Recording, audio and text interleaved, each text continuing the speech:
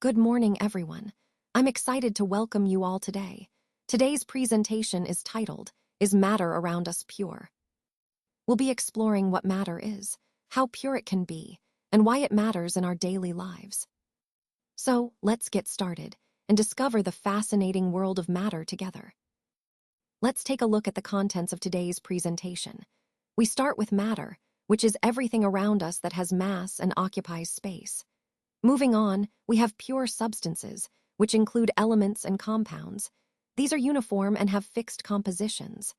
Next, metals are a major category known for their conductivity and malleability, while nonmetals tend to have different properties, such as being poor conductors.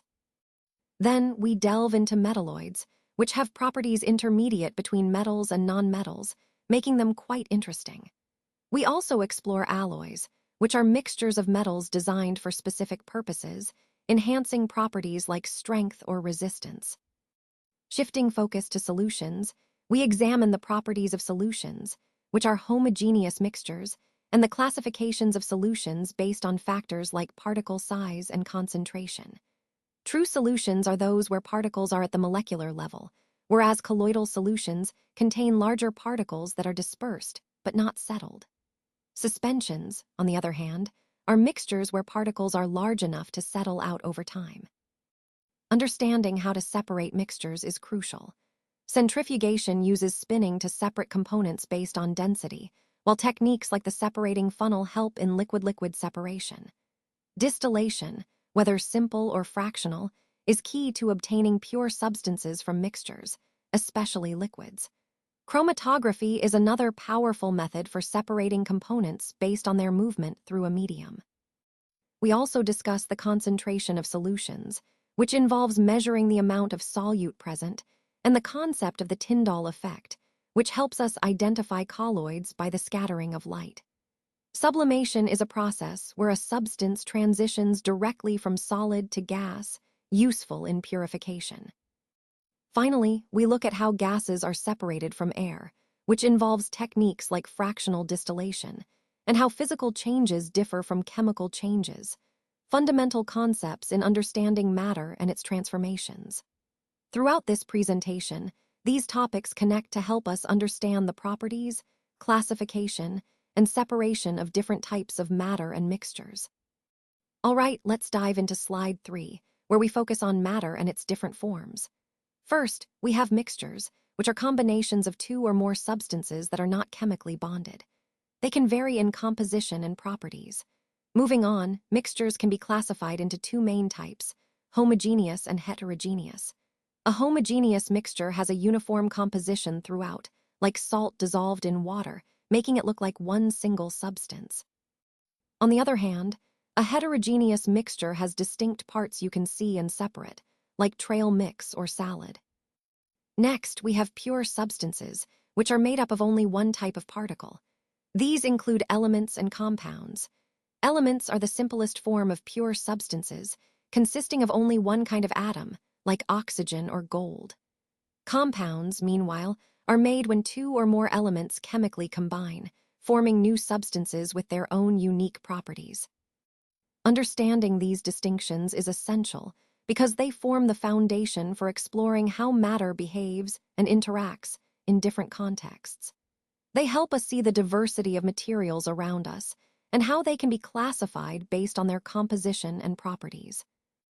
Now let's talk about pure substances. These are materials made up of only one kind of particle, which means their composition is fixed and consistent. For example, think of gold, water, bromine, salt, and chlorine. All of these are pure substances. They are further divided into two main categories, elements and compounds. An element is a pure substance that consists of only one type of atom. It's important to remember that an element can't be broken down into simpler substances by physical or chemical methods, which makes it unique. Elements can be classified as metals, nonmetals, or metalloids, depending on their properties. On the other hand, a compound is also a pure substance, but it's formed when two or more different elements are chemically combined in a fixed ratio. What's interesting about compounds is that, unlike elements, they can be broken down into their individual elements through chemical reactions. So, in the context of our overall theme, understanding pure substances helps us see how matter is organized at a fundamental level, whether it's a single element or a compound made from multiple elements. It's all about the building blocks of matter and how they come together to form the substances we encounter every day. Now, let's talk about metals and what makes them special. One of the most noticeable properties of metals is that they have a lustrous shine, which means they reflect light and appear shiny. This is why metals look so attractive and are often used in jewelry and decorations. Metals are also excellent conductors of heat and electricity. That means they allow heat and electrical current to pass through them easily, which is why metals are used in wiring and cookware. In terms of color, most metals have a silvery gray or golden yellow hue. For example, silver and aluminum are silvery, while gold has that rich golden color. Metals are also malleable and ductile. Malleable means they can be hammered or beaten into thin sheets without breaking, which is useful for making things like metal foils. Ductile means they can be stretched into wires, like copper wires used in electrical systems. Another interesting property is that metals are sonorous. When struck, they produce ringing sounds, which is why bells and musical instruments are often made of metal. Finally, metals are generally hard, which gives them strength and durability. Examples of common metals include gold, silver, iron, copper, aluminum, and potassium. Each of these has unique properties but shares these common metallic characteristics. So, understanding these properties helps us appreciate why metals are so widely used in our daily lives and industries. Now, let's talk about nonmetals. One of the key properties of nonmetals is that they do not have a luster, which means they don't have that shiny appearance like metals do. They are also poor conductors of heat and electricity, so they don't easily allow energy to pass through them. Nonmetals display a variety of colors, making them quite interesting visually. Unlike metals, they are not malleable, meaning you can't beat them into sheets, and they are also non-ductile, so they can't be drawn into wires. Additionally, nonmetals are generally not hard. They tend to be softer compared to metals. They are also non-sonorous, which means they don't produce a ringing sound when struck. Some common examples of nonmetals you might be familiar with include diamond, coal, oxygen, chlorine, and sulfur. These examples help us understand the wide range of substances that fall under the nonmetal category. Connecting this to our overall theme, understanding these properties helps us differentiate nonmetals from metals and appreciate their unique roles in nature and everyday life. Let's talk about metalloids, which are elements that have properties somewhere in between metals and nonmetals. Think of them as having a bit of both worlds. Some common examples include boron, silicon, and germanium. Now, when we look at their appearance, they often resemble metals, but how they behave is closer to nonmetals. For instance, they are semi-good conductors of heat and electricity, meaning they can carry energy but not as efficiently as metals do. Another interesting point is that metalloids can form metallic alloys, which are mixtures that combine their properties with other metals. This makes them quite versatile in various applications. Additionally, they tend to be brittle and shiny, so they break easily but have a metallic luster. Lastly, they are known to form weakly acidic oxides, which means their oxides aren't strongly acidic or basic, but somewhere in between. All these characteristics highlight just how unique and important metalloids are, especially as we explore the broader theme of the periodic table and element properties. Now, let's talk about mixtures. When two or more substances come together and mix without undergoing a chemical change, the result is called a mixture. This means that the substances retain their original properties and are physically combined. One key point to remember is that the properties of each component in a mixture stay the same. They don't change just because they're mixed together. Another important aspect is that separating the components of a mixture is usually quite easy, often achievable with simple physical methods like filtration or evaporation. Plus, the proportions of the components in a mixture can vary quite a bit. There's no fixed ratio, which makes mixtures very flexible. There are two main types of mixtures to be aware of. Homogeneous mixtures, like alloys and solutions, have a uniform composition throughout. They look the same everywhere. On the other hand, heterogeneous mixtures, such as suspensions and colloids, have different parts that can often be distinguished from each other, like oil and water or muddy water. Understanding mixtures is essential because it connects to the overall theme of how substances interact and combine in different ways, whether chemically or physically. Now let's talk about alloys. Alloys are essentially mixtures made up of two or more metals, or sometimes a metal combined with a nonmetal. The key thing to remember is that you can't separate the components of an alloy using physical methods, which sets them apart from simple mixtures. They are considered mixtures because they retain the properties of their individual constituents, but what makes alloys interesting is that their composition can vary. This means we can adjust the amounts of each component to achieve desired properties. An important point to highlight is that alloys are homogeneous mixtures. This means the different elements are uniformly distributed throughout the material, giving it consistent properties throughout. Some common examples include brass, which is mainly copper and zinc, bronze, a mixture of copper and tin, cast iron, which is primarily iron with some carbon, and 18K gold, a blend of gold with other metals to enhance strength and color.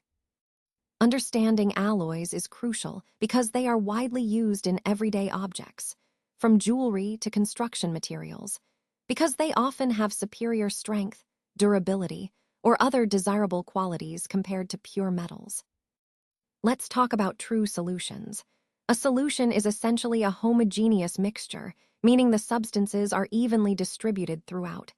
It consists of two main parts, the solvent and the solute. The solvent is the substance that does the dissolving, while the solute is the substance that gets dissolved. For example, think of sugar dissolved in water. That's a solid in liquid solution. The sugar is the solute, and water is the solvent. Another example is iodine in alcohol, which is often called tincture of iodine. Here, iodine is the solute, and alcohol is the solvent. We also see gas in liquid solutions, like aerated drinks or soda water. The carbon dioxide gas is dissolved in the liquid, giving it that fizzy quality.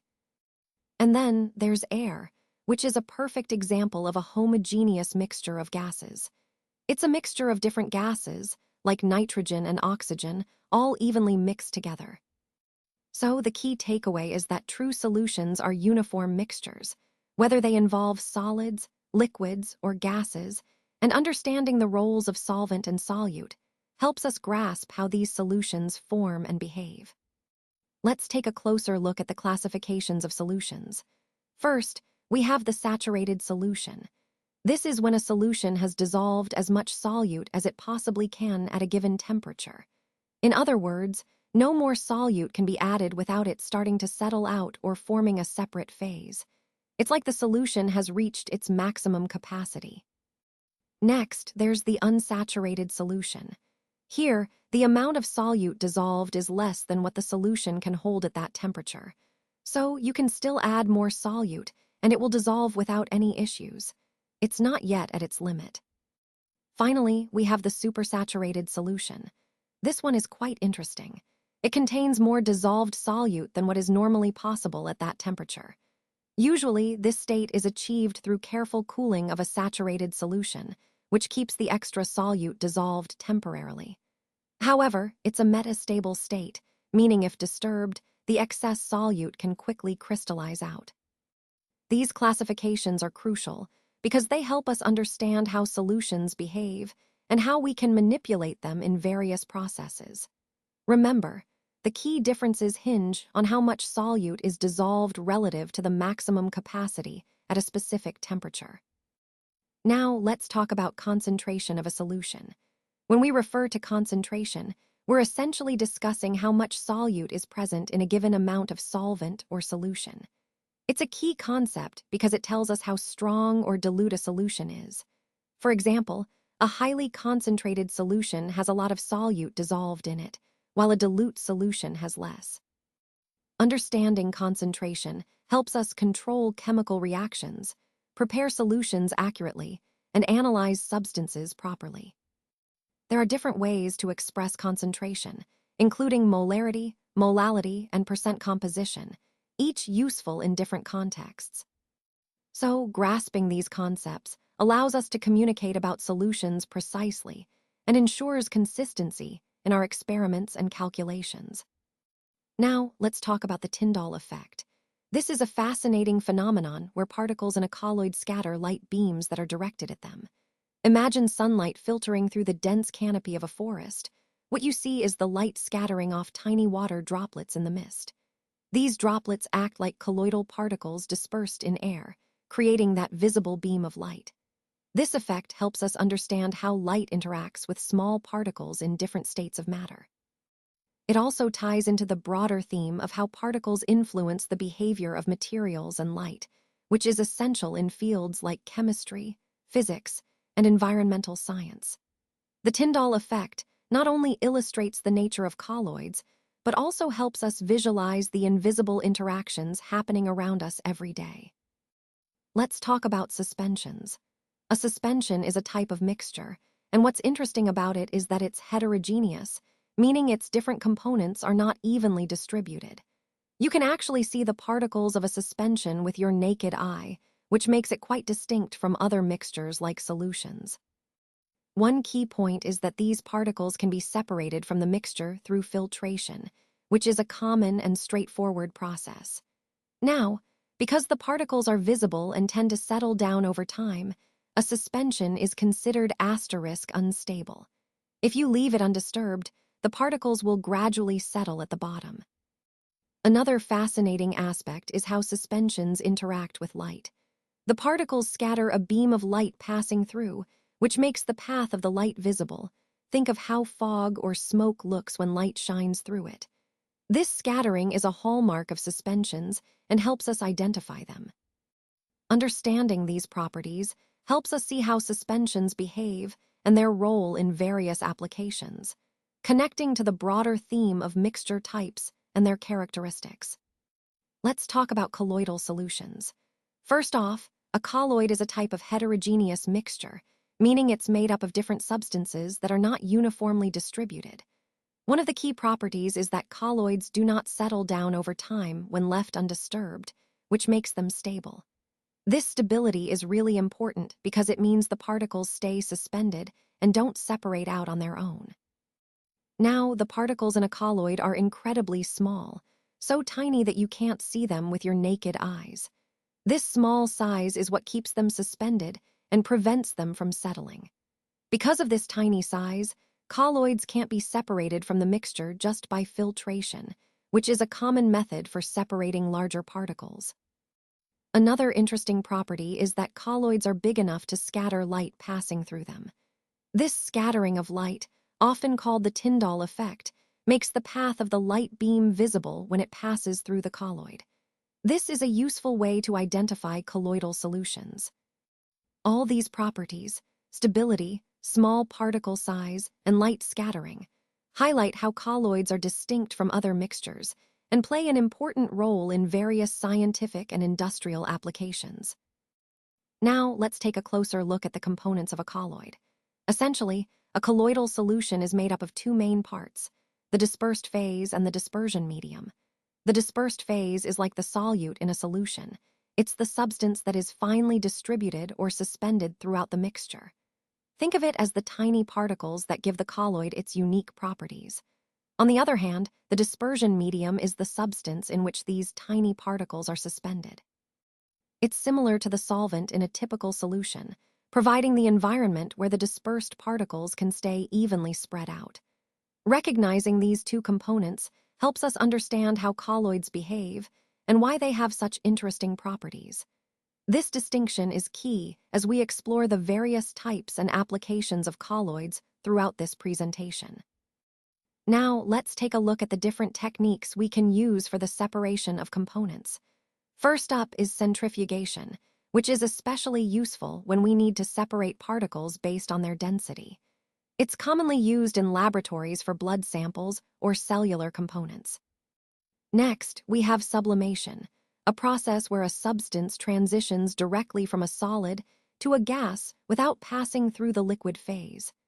This technique is handy when separating a sublimable solid from a mixture, such as in purifying certain organic compounds. Moving on, the separating funnel is a classic method for dividing immiscible liquids, like oil and water. By shaking the mixture and allowing it to settle, we can easily extract one layer from the other.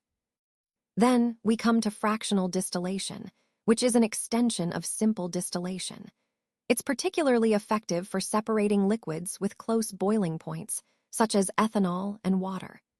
This technique involves repeated condensation and vaporization within a fractionating column, leading to a more refined separation. Speaking of distillation, it's a fundamental process where we heat a liquid to create vapor, and then cool that vapor back into a liquid to separate components based on boiling points.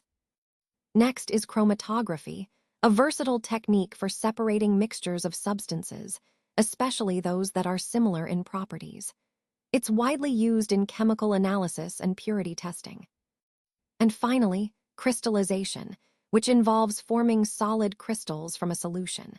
This method is excellent for obtaining pure compounds and removing impurities.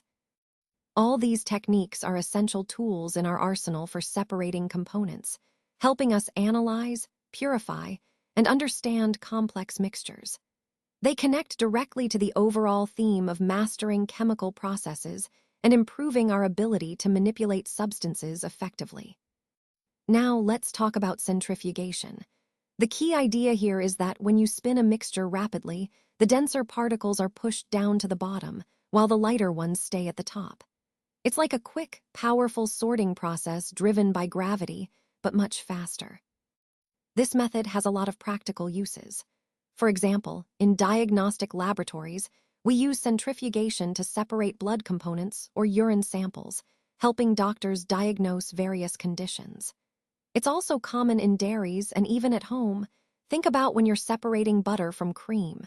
Centrifugation makes that process easier and faster. And you might be surprised to learn that washing machines also use a similar principle. When they spin, they squeeze water out of wet clothes, making them dry much quicker. So, centrifugation is all about using rapid spinning to efficiently separate substances based on density, which ties into our overall theme of understanding how different physical principles are applied in everyday life. Now, let's talk about the separating funnel. The key principle here is that immiscible liquids, meaning those that don't mix, will naturally separate into layers based on their densities. So, the liquid with the higher density will settle at the bottom, and the lighter one will be on top. This is a simple yet very effective way to separate liquids in various processes. One common application is when we want to separate a mixture of oil and water. Since water is denser than oil, it will form the bottom layer, making it easy to separate the two. Another important application is in metallurgy, specifically in the extraction of iron from its ore. In this process, the molten mixture contains both iron and slag. The slag, being lighter, floats on top, and we can remove it using this method, leaving the molten iron at the bottom.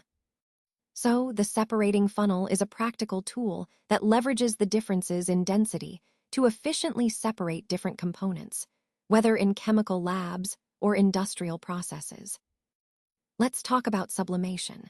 When ammonium chloride is heated, it doesn't melt into a liquid first. Instead, it goes straight from a solid to a gaseous state. This is what we call sublimation.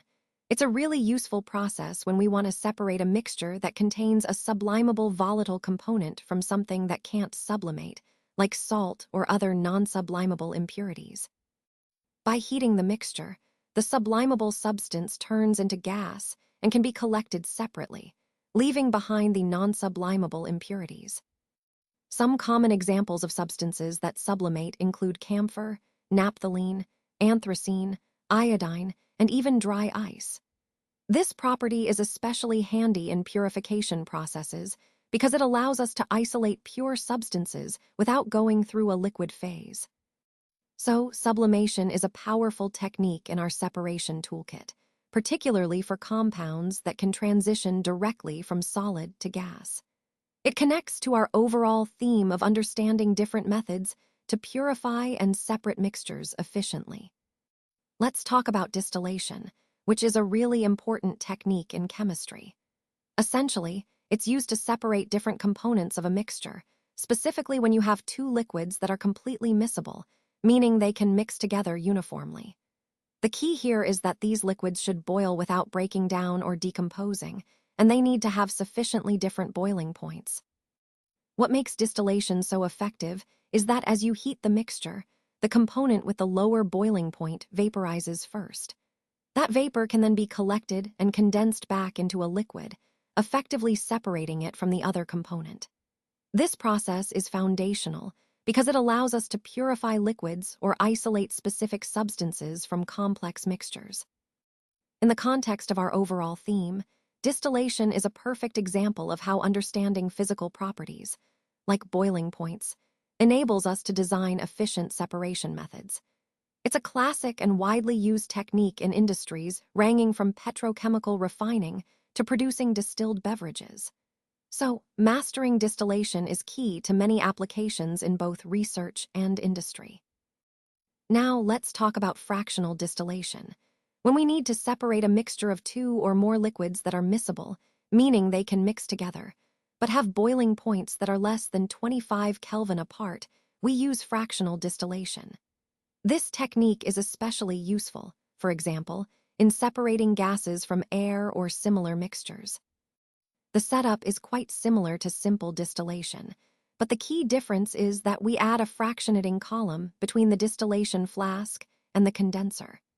This column plays a crucial role in improving separation efficiency. A common type of this column is a simple fractionating column, which is packed with glass beads. These beads increase the surface area inside the column, allowing vapors to cool and condense repeatedly as they rise. This repeated process helps in separating the components more effectively, based on their boiling points.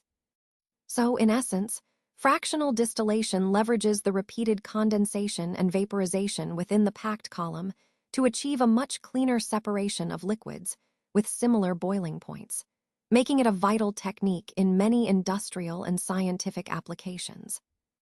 Now, let's move on to slide 23, where we explore how gases are separated from air.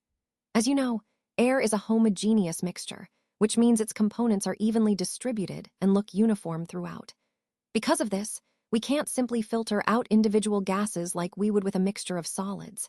Instead, we use a process called fractional distillation. This technique leverages the different boiling points of the gases, allowing us to separate them effectively. It's a fascinating process that plays a crucial role in obtaining pure gases like oxygen and nitrogen for various industrial and medical applications.